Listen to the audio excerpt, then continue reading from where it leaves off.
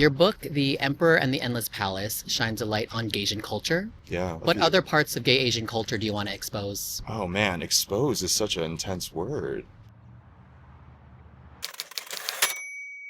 In your book, The Emperor and the Endless Palace, you wrote, I flipped him face first onto the mat in my chambers and pounded his pink plum until it was quivering around my happily depleted influence.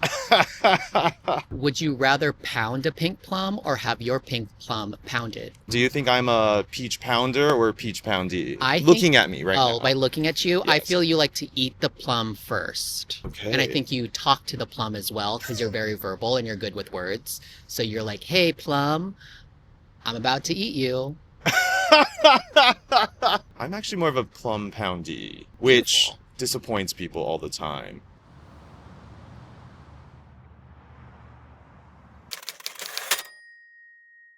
My first book was not meant to be published. It was sort of this thing I wrote to get over this boy that really broke my heart back when I was living in China. Name him.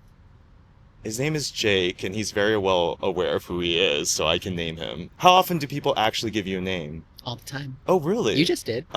True. You're about to become a father through surrogacy. Yes. Do you like being called daddy?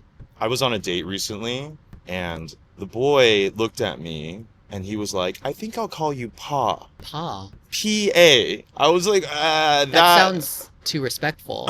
I want to be disrespected. What do you want your daughter to call you? Baba? Like, that's what I called my dad growing up. She can call me daddy. Like, it'll be a nice vibe shift to go from boys calling me daddy to my little girl calling me daddy. That would be cute. I think it's just all the tone and intent of how it's said. Hopefully she keeps a different tone when she calls me daddy. And I feel daddy is more of an energy. Horses from Daddy University. Look at that. Why are you looking at my chest? I was actually looking at your legs earlier. Oh, okay.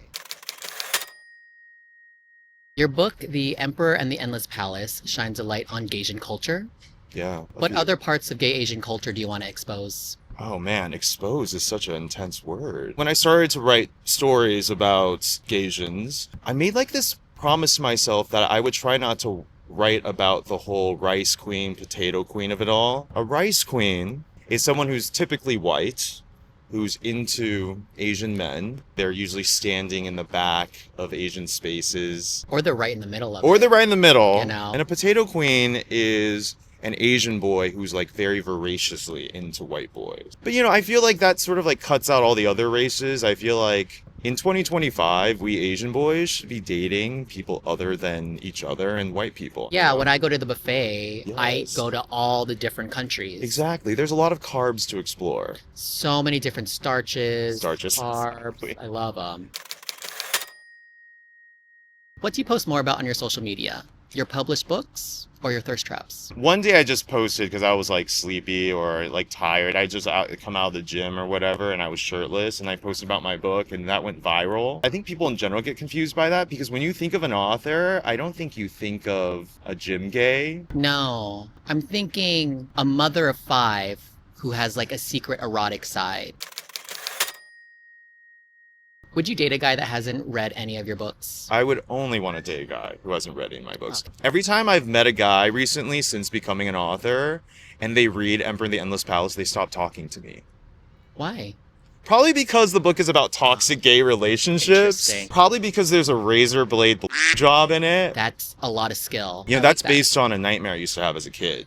About an old woman watching you? No, the old woman was added for, you know, the vibes. But when I was around 13, I had this reoccurring nightmare about receiving a job where the person giving it had a razor blade in their mouth, you know? And if we're going to psychoanalyze that, that probably was because I was coming out. Thank you for sharing your trauma with me. Listen, I love sharing my trauma. That's why I became an author.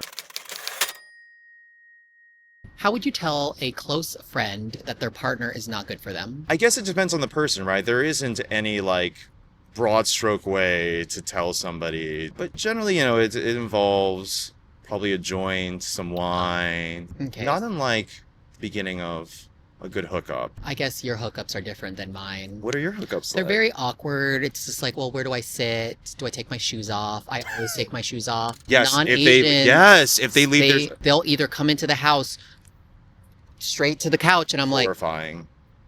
horrifying. This is why I don't date white boys. Do you have a nemesis? Myself. Too real? If your penis could talk, what sound would it make? It would do like a 90s Mariah Carey trill. Sorry, I'm just looking at your penis now.